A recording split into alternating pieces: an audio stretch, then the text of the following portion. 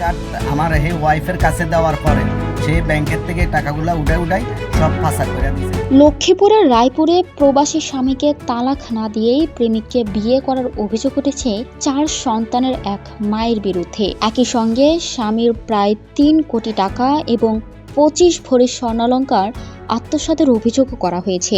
এদিকে অভিযুক্ত মুন্নি আক্তার জেসমিনের সঙ্গে ইতালি প্রবাসী জাকির হোসেনের বিয়ে হয় প্রায় 22 বছর আগে। তাদের 4 সন্তান রয়েছে। 2009 সালে স্ত্রীকে ইতালি নিয়ে যান জাকির। অভিযোগ রয়েছে প্রায় 2 মাস আগে বাবার অসুস্থতার কথা বলে 2 সন্তানকে নিয়ে দেশে ফেরেন মুন্নি। এরপর স্বামীর সঙ্গে যোগাযোগ বন্ধ করে দিয়ে রায়পুরের সৌরভ হোসেন চুট্টু নামের এক যুবককে বিয়ে করেন তিনি। তবে জাকিরকে তালাক দেননি বলে অভিযোগ করা হয়েছে।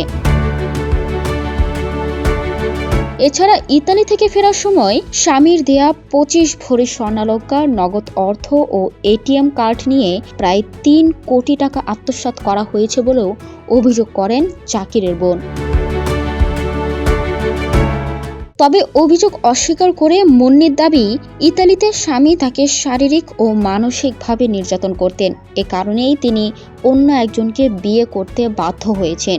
ঘটনায় উভয় পক্ষের লিখিত অভিযোগ পাওয়ার কথা জানিয়েছে রায়পুর থানা পুলিশ। তদন্ত করে আইনগত ব্যবস্থা নেওয়া হবে বলেও জানিয়েছে পুলিশ।